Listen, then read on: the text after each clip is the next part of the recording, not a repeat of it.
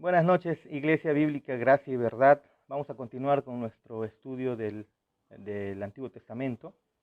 Y hoy día vamos a terminar ya el libro de Samuel, que encontramos en el ordenamiento de nuestras Biblias, lo encontramos como Samuel 1 y Samuel 2, ¿no es así? Vamos a orar para continuar y terminar el libro, un libro muy hermoso. Vamos a orar. Padre bendito, te damos gracias por esta oportunidad nueva que nos das de seguir estudiando tu palabra. Señor, guíanos a través del texto, que sigamos viendo a Cristo en cada página, en cada historia, Señor, que has dejado ya revelada en tu palabra. Ayúdanos, Señor, al estudiarla, Señor, a encontrar esos tesoros que has dejado. Te lo pedimos en el nombre de Jesús. Amén y amén. Muy bien, la semana pasada veíamos, o el viernes creo fue, que veíamos la monarquía del reino de Israel, el comienzo de la monarquía, la transición del periodo de los jueces a la monarquía con el último juez, quien fue Samuel, ¿no es así? Y hemos visto esa monarquía, qué es lo que implica, cómo es que se va entretejiendo la historia redentora. Y ahora lo que vamos a ver es el punto número 2 que nosotros tenemos ahí en el folleto, en el manual que usted también tiene en su casa.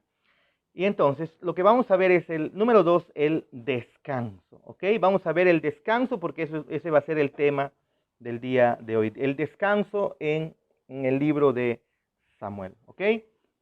Entonces, para estos tiempos o para este momento, Israel ya estaba habitando la tierra prometida por mucho tiempo. Recuerden ustedes que con Josué nomás ellos entraron a habitar, a conquistar la tierra prometida, conquistando la primera ciudad llamada Jericó, y luego las otras, en 3 campañas, pues Josué llegó a posesionarse de la tierra para luego ser dividida entre los hijos de Israel, entre el pueblo, entre las tribus de Israel. ¿No es así?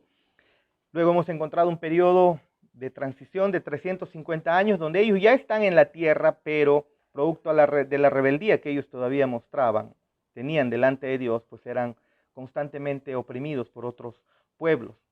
El último juez que nosotros encontramos es el juez Samuel y profeta, ¿no es así? Eso hemos estado observando. Hemos visto el ascenso al reinado del rey Saúl y luego el reinado del rey David. Entonces, Israel ya estaba habitando en la tierra prometida por mucho tiempo. Y ahora, con el establecimiento del reinado de David, Israel, lo que va a suceder con el pueblo es que va a comenzar a disfrutar del descanso, de algo del descanso prometido, de algo de ese descanso que se les había estado anunciando constantemente desde el Antiguo Testamento, desde el periodo de Moisés, desde el tiempo de Moisés, es más, la promesa que el Señor había hecho hasta a Abraham mismo.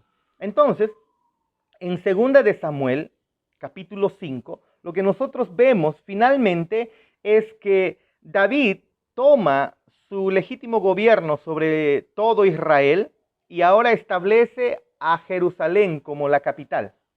Capital va a ser la Jerusalén del reino de Israel. Pero avanzamos y pasamos al capítulo 2 o capítulo 6 de 2 de Samuel y nosotros vamos a encontrar que el arca del pacto es llevada a Jerusalén.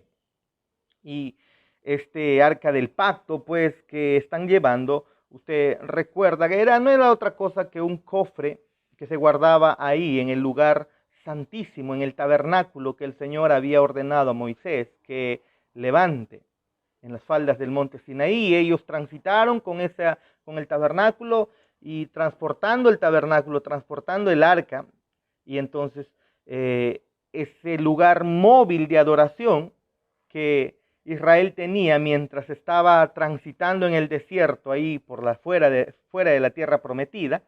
Entonces ahora el arca es que van a traer a Jerusalén. Y el arca del pacto pues representaba el trono de Dios en la tierra. Era el trono del mismo Dios en la tierra. Eso era lo que representaba. Pero ahora lo que nosotros estamos observando en el capítulo 6 es que el trono de Dios y el trono de David se encuentran en una misma ciudad. Eso es lo que estamos observando en 2 de Samuel, capítulo 6. ¿No es así? Cuando el arca es devuelto. Entonces el trono de Dios y el trono de David ocupan la misma ciudad, Jerusalén. Entonces, y aquí eso es muy importante. ¿Por qué? Porque después de muchas generaciones que han estado vagando sin una tierra de descanso, sin una tierra en particular, sin un lugar donde descansar, ahora ellos van a llegar, están en la tierra prometida, y ellos están finalmente descansando. Dios les está dando el descanso a Israel, y entonces, y les está dando también un sentido de permanencia, incluso está causando que su presencia descanse sobre ellos. Ellos están disfrutando ahora de la presencia de nuestro Señor o del Señor. Entonces, ese es el contexto que nosotros que encontramos aquí en la narrativa de Samuel. Mientras se va avanzando, Dios lo que va a hacer en el capítulo 7 de 2 de Samuel es un pacto ahora con David. Miren lo que dice el capítulo 7, versículo 1 al 3. Dice lo siguiente: aconteció que cuando ya el rey habitaba en su casa, después que Jehová le había dado reposo de todos sus enemigos en derredor, dijo el rey al profeta Natán: mira, ahora yo habito en casa de cedro, y el arca de Dios está entre cortinas.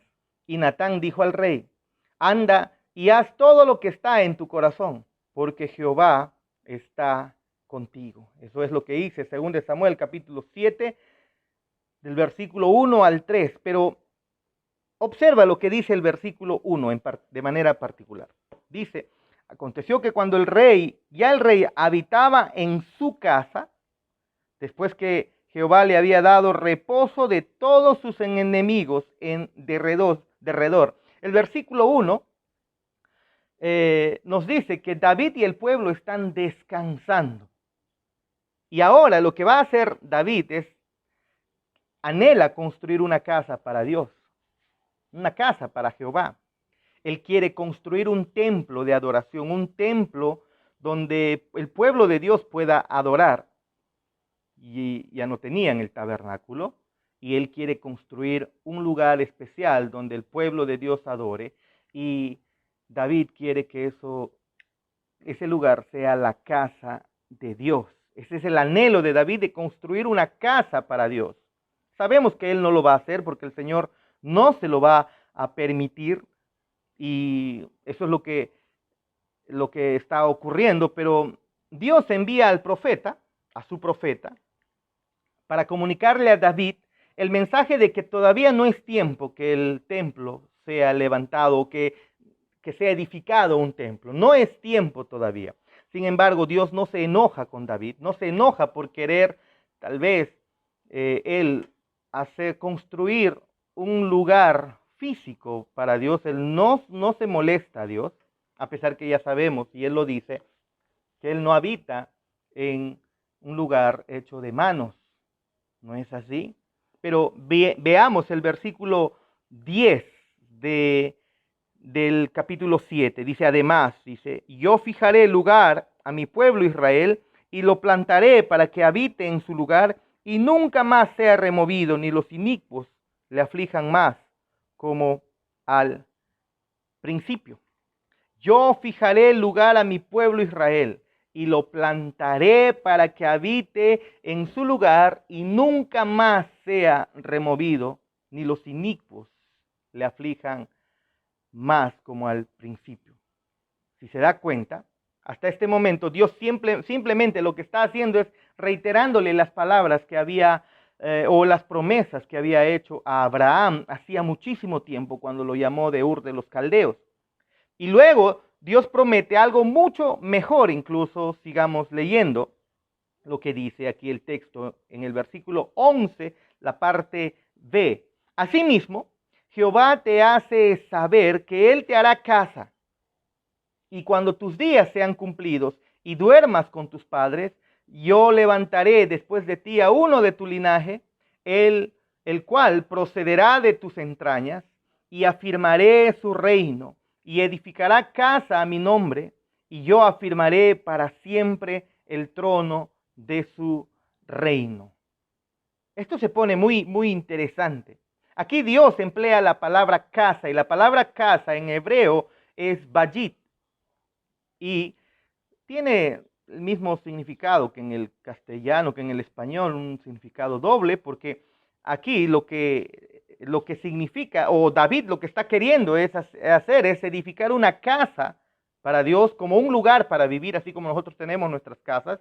Pero Dios dice que Él edificará una casa para David, que Dios edificará una casa para David. Y no está hablando de un lugar físico donde vivir, sino está hablando de una casa como una dinastía. Él edificará una dinastía para David. A eso es que se refiere. Y ese linaje de descendientes que hemos estado siguiendo ahora desde Adán, usted se acuerda, pasa por Adán, Set, pasa por Noé y así sucesivamente hasta llegar ahora, hasta este momento de David. Ese linaje que viene desde Abraham, Isaac, Jacob y todos ellos, ahora se va a transferir a David. Y no solamente eso, sino que se va a transferir a los hijos de David en el trono de Jerusalén. Solo a los hijos de David. Dios escoge a David para que en sus hijos, a los hijos que vengan de David, al primogénito, al que el Señor escoja, a ellos se iba a transferir el trono de Jerusalén, dice las Escrituras. Ahora, nosotros podemos ver que esto es un momento emocionante en la historia redentora. Aquí se pone interesante todo este asunto. Si usted ya ha leído todo 2 Samuel, usted está entendiendo que aquí se está poniendo interesante porque no es solo una dinastía lo que está aquí en juego, lo que está aquí a la vista que el Señor nos está mostrando. No es solamente la dinastía de un simple mortal. No, no está sucediendo eso. Más bien, la expresión uno de tu linaje que aquí nos deja ver el Señor en el versículo 12 es singular, por lo que luego en el versículo 13 lo que está haciendo el Señor es decir que de ese linaje hay un rey cuyo reinado durará para siempre. Entonces usted se da cuenta por qué esto se pone emocionante, porque esto apunta a nuestro Señor Jesucristo. El versículo 13 incluso también dice que su rey prometido ahora edificará una casa para el nombre de Dios. Ese rey prometido que vendría, ¿no? Ahora, ¿cómo nosotros podríamos entender esto que está ocurriendo aquí? Porque parece medio extraño. Él edificará, dice el versículo 13, la parte primera, Él edificará casa a mi nombre, dice. Entonces, ¿cómo entender? Como que nos rascamos la cabeza. ¿Qué es lo que significa? ¿Qué es lo que está sucediendo aquí? Bueno, necesitamos hablar por un momento acerca de lo que se llama el cumplimiento cercano y el cumplimiento lejano de una profecía. En teología se ve eso. Las muchas profecías que encontramos en las Escrituras, en el Antiguo Testamento, tienen un cumplimiento cercano para el momento, para el tiempo en el que se está desarrollando la historia, pero también tiene un cumplimiento lejano que apunta hacia nuestro Señor Jesucristo. Y eso es lo que nosotros estamos viendo aquí. Así que cada vez que un profeta hacía una predicción del futuro distante, a menudo había un cumplimiento cercano incompleto de esa profecía. O sea, eran profecías de cumplimiento doble, muchas de ellas. De repente, haciendo un paréntesis, nosotros en estos tiempos del coronavirus, las personas han salido a publicar versículos acerca de cierra las puertas de tu casa, encontrando pasajes del Antiguo Testamento y pinta de rojo tus puertas en señal de la sangre de Cristo para que no toque la plaga tu morada. Y entonces han tomado esos pasajes de las Escrituras, pero no tiene ni pies ni cabeza para poder aplicarlo en este tiempo. Tenía su cumplimiento para ese momento, era un cumplimiento cercano, que se le llama en teología un cumplimiento cercano para el tiempo de ellos, pero también apuntaba a un cumplimiento en el futuro, que no tenía que ver con pandemia como coronavirus, que no tenía que ver con el 11 de septiembre de Estados Unidos en el 2001, 2002 creo, 2001, ¿no? No tenía nada que ver eso, no tiene que ver con las guerras que acá, aquí, por allá, no, nada de eso. Son cumplimientos dobles, cumplimiento para ese momento, en el contexto en el que están y también cumplimiento apuntando a algo que tenga que ver con Jesucristo, con su segunda venida, con su juicio, con lo que Él va a hacer en el futuro. Entonces, hay un cumplimiento a largo plazo más completo. Entonces, a lo largo, lo que está diciendo el Señor aquí es que a largo plazo, uno de los descendientes de David va a reinar eternamente. Su casa nunca terminará, dice. Uno de los descendientes del rey David, uno de sus descendientes, reinará para siempre. ¿A quién se refiere? Obviamente al Señor Jesucristo, obviamente es a Él. Pero hay un cumplimiento a corto plazo. ¿Por qué? Porque el hijo inmediato de David iba a edificar casa para Dios. El templo de Salomón que conocemos, ¿no? Es decir, ese templo físico que David quería construir, él no lo puede construir, le llega la prohibición de que no lo haga, pero su hijo Salomón era el que lo iba a construir. Se da cuenta que hay una profecía doble, un cumplimiento cercano y un cumplimiento lejano, y en el cumplimiento cercano muchas veces no es un cumplimiento incompleto que apunta a nuestro Señor Jesucristo para un cumplimiento completo. Así que esta profecía cercana ocurre, ya nos damos cuenta, en Salomón, el primer hijo de David, que iba a reinar después de él. Pero si se percata, su reino no dura para siempre. Va a continuar la dinastía, sí, pero su reino no dura para siempre. Es más, el reino después es dividido en dos cuando está en el reinado Roboam, hijo de Salomón. ¿No es así? Pero este cumplimiento cercano apunta entonces al hijo de David. ¿A quién? A Jesús. En Hebreos 3:6, porque así se le conoce a Cristo, hijo de David. En Hebreos 3:6 dice, no porque sea hijo de la carne necesariamente, sino porque viene de la descendencia, del linaje, ¿no es así? De la descendencia del Hebreos 3:6 nos ayuda y nos dice, nos lleva a entender aquí, nos dice, Cristo como hijo sobre su casa, la cual somos nosotros, si retenemos firme hasta el fin la confianza y el gloriarnos en la esperanza. Así que lo que estamos viendo aquí es que todo esto demuestra que el plan maravilloso de Dios era proveer un descanso perfecto para su pueblo. Eso era, proveer un descanso, el descanso perfecto para el pueblo de Dios.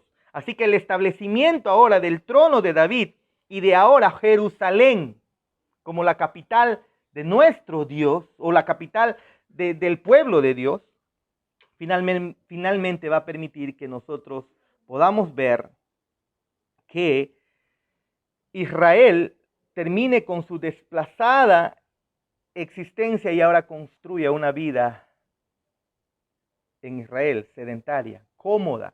Ya no están siendo nómadas, sino ahora están establecidos en un territorio especial, que es Canaán, la tierra prometida. ¿No es así? Entonces, la promesa de que uno de los hijos de David va a edificar un templo para el Señor, lo que nos hace es mostrar o recalca aún más la noción de descanso para el pueblo de Dios, que es una idea principal desde que nosotros encontramos en Génesis 3, ese descanso que había perdido Adán y Eva. El Señor está restaurándolo.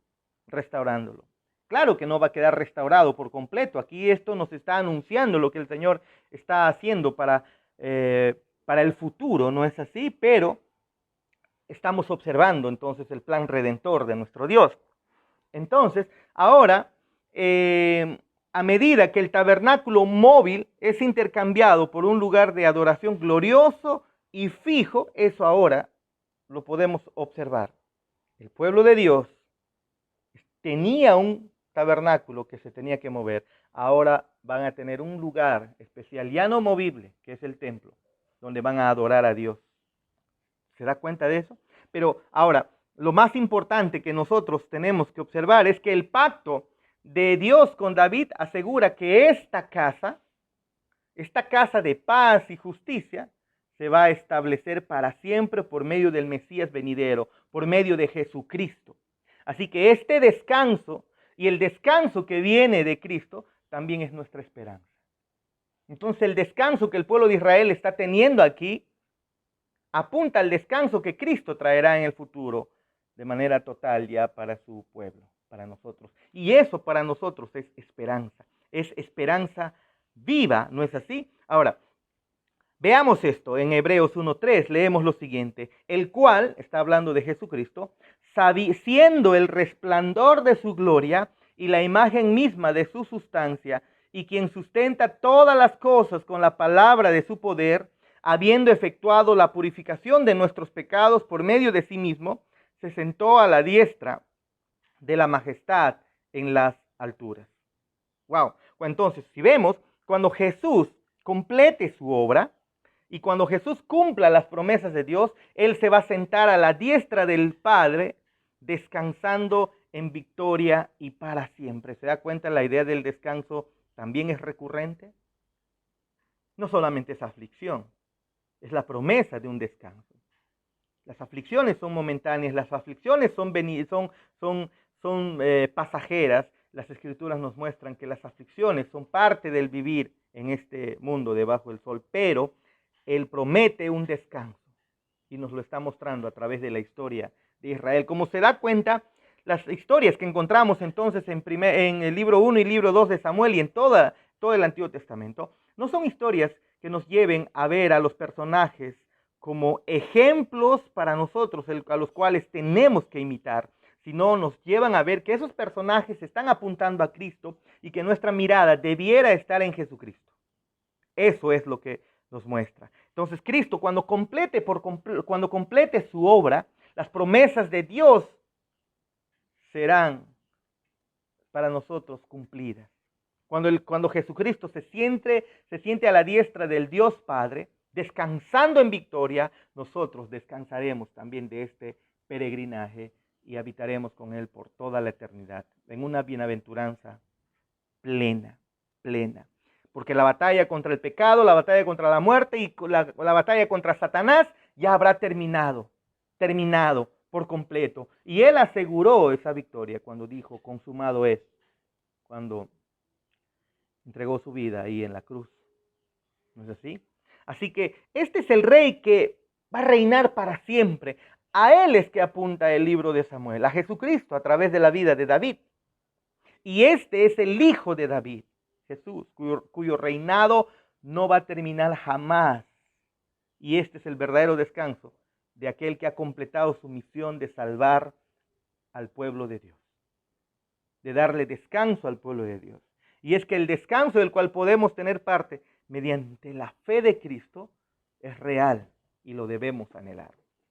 Entonces, un día cuando este mundo se acabe con coronavirus, con otra peste, qué sé yo, se acabe como se acabe, nosotros entraremos a la tierra celestial, a la tierra de gracia prometida, la tierra prometida de gracia, para descansar por siempre con Él. ¿Se da cuenta? Entonces, el libro de Ruth y el libro 1 y 2 de Samuel, tienen muchos capítulos emocionantes, así como todo el Antiguo Testamento, pero como cualquier otra cosa en el Antiguo Testamento, nos dejan ahora deseando mucho más. ¿Qué más viene? Y es que todo Israel debe estar preguntándose, ¿cuándo llegará el descanso eterno? Y el pueblo, en el contexto en el que están, ellos están anhelando ese descanso que ha sido prometido desde Abraham. ¿Cómo será ese rey eterno? ¿Cómo va a ser? Y eso entonces nos lleva al resto de todo el Antiguo Testamento. Pero ¿se da cuenta? Nosotros deberíamos estar felices, gozosos después de haber observado a Cristo y sus promesas de descanso, promesas de descanso eterno en Él, en Cristo, por su obra, por su sacrificio, por su victoria sobre Satanás, sobre la muerte, sobre el pecado. Y podemos estar nosotros gozosos que Él, así como cuida al pueblo de Israel, también cuida de nosotros que somos su pueblo. Amén. Dios nos ha dado un rey y su reinado jamás terminará. Este es el rey justo, bueno, soberano, perfecto, santo, amoroso, que incluso es llamado príncipe de paz, Padre eterno. Dios fuerte. Un día nos encontraremos con Él y descansaremos por toda la eternidad. Oremos. Padre Santo, te damos gracias por tu santa palabra. Gracias, Señor, por las promesas que hay en tu palabra. Gracias, Señor, porque podemos aferrarnos a ella y podemos, Señor, ver la realidad, Señor, en medio de tanta tragedia. Podemos ver, Señor, que tú tienes para nosotros un descanso eterno, pleno, verdadero, de todas estas aflicciones, de todas estas angustias que todavía nos toca pasar. Señor, ayúdanos a anhelar ese descanso, ayúdanos a desearlo, ayúdanos a aborrecer incluso nuestra carne todavía pecaminosa y ayúdanos, Señor, a decir, a clamarte a ti que, por favor, tu reino venga pronto y que se haga tu voluntad, Señor, y se siga haciendo tu voluntad como siempre se ha hecho. Te damos gracias en el nombre de Jesús. Amén y amén. Bendiciones.